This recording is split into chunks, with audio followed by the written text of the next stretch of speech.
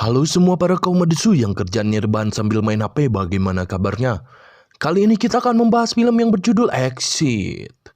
Film ini menceritakan tentang seorang pemuda pengangguran bernama Yongnam yang harus menyelamatkan keluarganya dari gas beracun yang disebabkan oleh serangan teroris. Bagaimana aksinya? Gak usah berlama-lama, tinggalkan pekerjaan, rehatkan pikiran, siapkan kopi hitam. Inilah dia, Exit.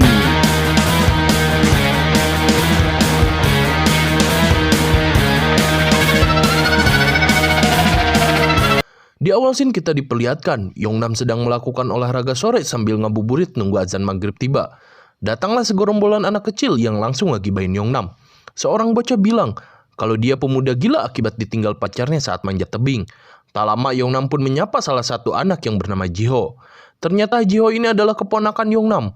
Nampak Jiho tidak mau mengakui kalau Yongnam adalah pamannya di depan teman-temannya sendiri. HP Yongnam pun berbunyi, yang dimana isinya adalah penolakan lamaran kerja oleh salah satu perusahaan. Scene lalu berpindah, di mana Yongnam sedang merenungi nasibnya bersama teman perjuangannya yang sama-sama pengangguran. Tiba-tiba, peringatannya adanya gempa bumi pun berbunyi. Terlihat Yongnam mengabaikan peringatan tersebut, lalu inilah yang dikatakan oleh temannya. 아니라 우리 지금 상황이 그 자체라고. Saat di rumah sedang nonton TV, si ibu pengen lihat acara MasterChef, sedangkan si bapak pengen lihat sinetron Anak Langit. Alhasil mereka pun rebutan remote. Di kamar Yongnam, sang kakak sedang nyiapin jas untuk acara pesta. Tak sengaja si kakak lihat rambut Yongnam yang panjang, dan diberilah uang untuk Yongnam potong rambut. Bukannya diterima, Yongnam malah ngelempar uang itu. Si kakak pun langsung menjitak Yongnam. Setelah si kakak pergi, Yongnam ternyata ngambil uang yang tadi dilempar. Scene lalu diperlihatkan, di mana Yongnam sedang melamun kejadian 5 tahun lalu.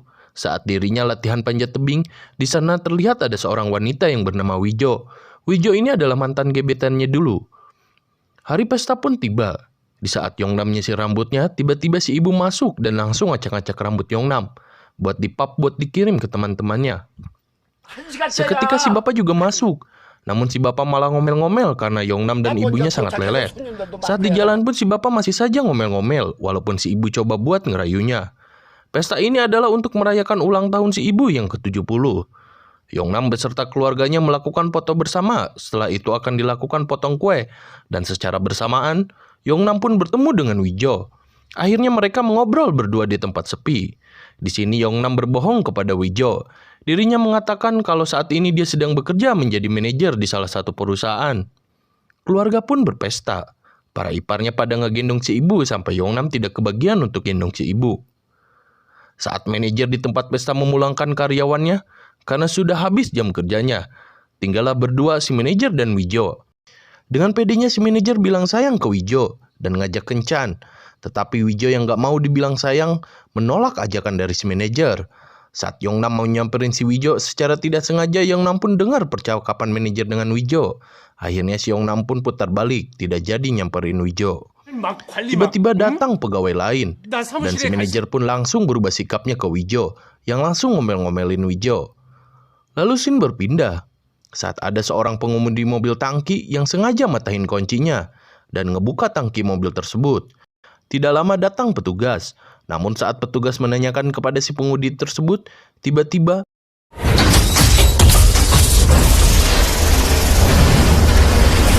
mobil tangki itu ngeluarin gas beracun yang sangat berbahaya. Semua orang di sekitaran sana seketika menjadi panik, melihat kabut gas yang begitu tebal menyelimuti daerah tersebut. Suasana pun berubah menjadi mencekam saat beberapa orang keracunan dari gas tersebut. Sementara di sisi lain, ada pengendara mobil yang keracunan sehingga hilang kendali dan menabrak pom bensin yang menyebabkan ledakan besar. Saat keluarga Yongnam akan bergegas untuk pulang, tiba-tiba ada suara. Yang ternyata itu adalah tabung gas yang terlempar diakibatkan mobil pengangkut gas yang tertabrak oleh mobil yang terbakar sebelumnya di pom bensin.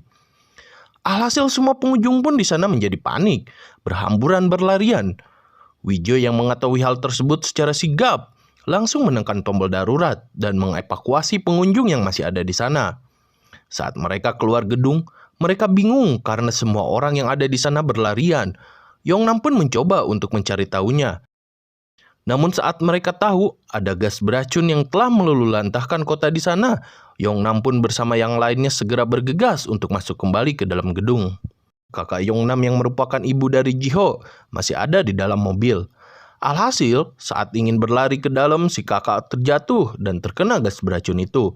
Yongnam yang melihatnya segera menolong si kakak dengan gagahnya. Syukurnya si kakak masih bisa diselamatkan dan diberi pertolongan pertama. Di dalam, Yongnam dan Wijo melihat situasi di luar melalui kaca. Ternyata kabut gas udah nyebar dan menutupi bagian bawah gedung.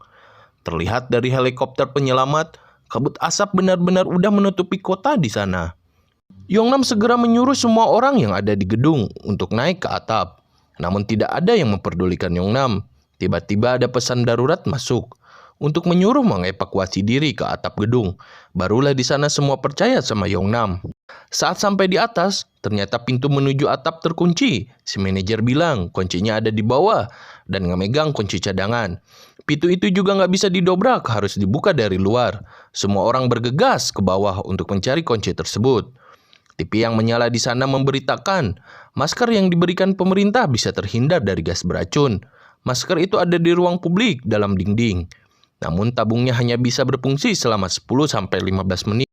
Ngedengar itu si manajer blow on tiba-tiba mindahin maskernya. Saat dicari maskernya ya gak bakalan ada karena udah dipindahin si manajer. Yonghae lalu bilang kalau tim evakuasi sudah bergerak menggunakan helikopter dan kapasitasnya hanya untuk 20 orang. Lalu si manajer blow on ngasih maskernya dan nyuruh buat ambil kuncinya ke bawah, namun orang itu tidak mau. Di sisi lain Yongnam mencoba mencahin kaca memakai plakat yang ada di sana. Dia mencoba beberapa kali dan akhirnya kaca itu berhasil Yongnam pecahin. Setelah itu dia ngecek situasi sekitar, lalu minta tali kepada Wijo yang bisa digunakan. Setelah Yongnam dapetin tali dan mencoba untuk loncat gedung, tiba-tiba keluarganya datang untuk nahan dia. Seketika ibunya pun muncul, namun saat ibunya mau nahan Yongnam, dia langsung lari dan meloncat dari gedung itu. Yongnam hampir saja gagal naikin gedung itu. Saat berusaha buat naik, talinya malah ditarik. Dia pun berteriak agar jangan ditarik talinya. Dan si Jiho juga menyemangatin pamannya itu. Yongnam pun berhasil naikin gedung tersebut. Saat ngecek keadaan lagi, Wijo memberikannya binar sama kapur. Lalu Yongnam pun loncat, yang dimana dia hampir terjatuh. Namun dia tetap berusaha manjat. Aksinya direkam melalui video call, agar keluarganya bisa lihat. Yongnam terus naik secara merayap. Namun karena talinya kependekan, Yongnam akhirnya memutuskan tali itu. Semua keluarga yang melihat aksi Yongnam dibuat detak jantungnya berdebar kencang. Sampailah Yongnam harus melakukan loncatan kembali yang dia pelajari sebelumnya saat latihan panjat tebing. Akhirnya dia kembali berhasil naik atap gedung. Sesampainya, Yongnam pun langsung membuka pintu atap gedung yang terkunci tadi. Yongnam juga kena omelan si bapak karena khawatir akan terjadi apa-apa sama Yongnam. Namun walaupun mereka sampai di atap gedung, masalah lain kembali hadir, di mana helikopter tim evakuasi tidak bisa melihat mereka. Wijo seketika dapat ide untuk nyalain flash HP secara bersamaan dan ngasih kode SOS, namun itu juga belum berhasil. Di scene lain, kantor berita sedang menayangkan CCTV mengenai kejadian sebenarnya. Ternyata si pelakunya adalah mantan kepala litbang farmasi tersebut yang kehilangan hak patennya. Kembali lagi ke keluarga Yongnam, sebut saja si Bregos dan Brojos, mereka ngambil speaker agar bisa didengar tim evakuasi. Dirasa juga belum berhasil, Wijo kembali lakukan sesuatu dengan mengatur lampu gedung agar kelap-kelip. Dan mereka pun berhasil, akhirnya helikopter penyelamat pun tiba. Saat Yongnam dan Wijo akan naik, tiba-tiba petugas menutup pintunya.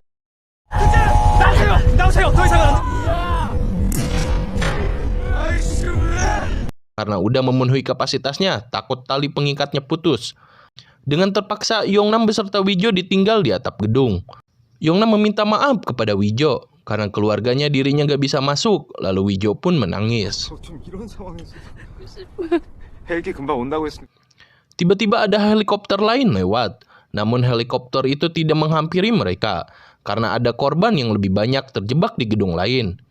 Mereka melihat kabut gas yang terus naik, akhirnya Yongnam segera bergegas untuk mengambil beberapa perlengkapan yang bisa digunakan nantinya. Scene lalu berpindah ke si kakak yang tadi terkena gas beracun, menanyakan keberadaan Yongnam. Si ibu di sana bilang kalau Yongnam akan segera datang.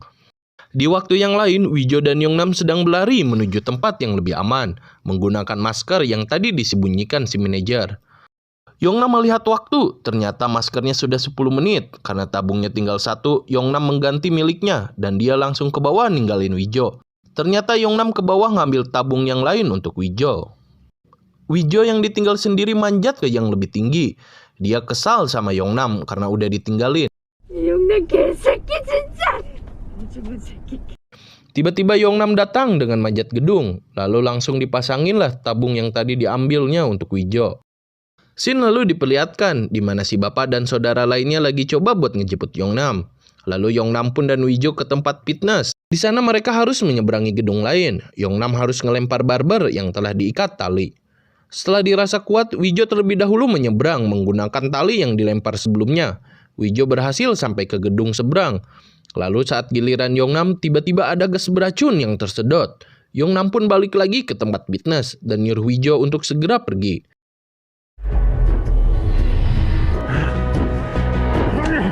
Tiba-tiba Yongnam ngelemparin bola besi dan berhasil nyebrang. Di scene lain, si bapak yang mau ngejemput ternyata tidak bisa ngelanjutin perjalanan. Si Yongnam pun bersama Wijo sekarang sudah berada di atas gedung yang lumayan tinggi. Mereka melihat banyak orang yang terjebak di gedung seberang. Tiba-tiba ada helikopter evakuasi lain muncul. Namun mereka lebih memilih menyelamatkan orang lain. Wijo dan Yongnam pun membuat kode seperti tanda panah gitu. Ditunjukin kepada orang-orang yang terjebak di sana. Seketika terdengar ledakan lain yang membuat kabut asapnya cepat naik. Mereka langsung bergegas berlari mencari gedung yang lebih tinggi. Sisi lain, si bapak nyewa drone untuk mencari anaknya dan berhasil menemukan Yongnam dan Wijo yang sedang terjebak. Video tersebut juga ternyata ditayangkan oleh stasiun TV.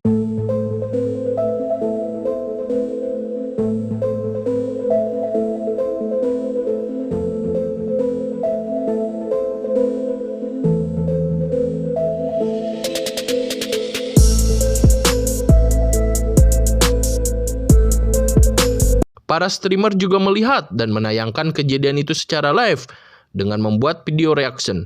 Yongnam dan Wijo terus berlari melompati dari gedung satu ke gedung yang lainnya. Dan mereka pun sampai di gedung yang tidak bisa dia lalui. Drone yang ngikutin juga jatuh karena kehabisan baterai. Saat mereka berdua putus asa, Wijo dan Yongnam nangis.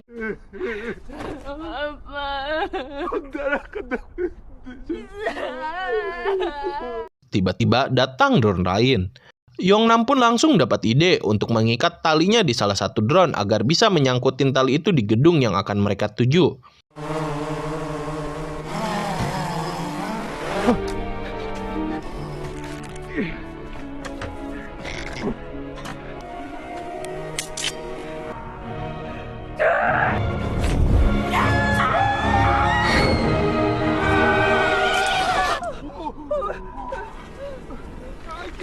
Wijo langsung memutuskan untuk memotong tali tersebut dan tali pengikatnya juga ikut lepas.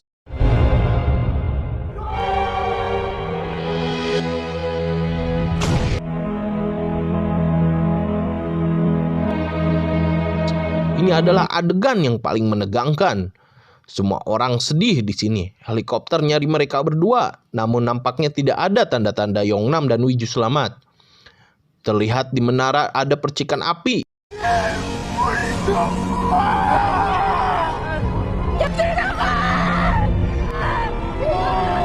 Yang ternyata itu adalah mereka berdua yang masih hidup.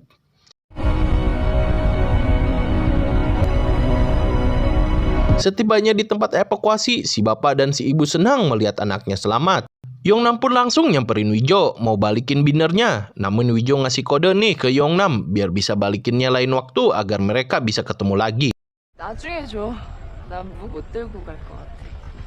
Tak lama hujan pun turun, bikin gasnya hilang dan film pun berakhir.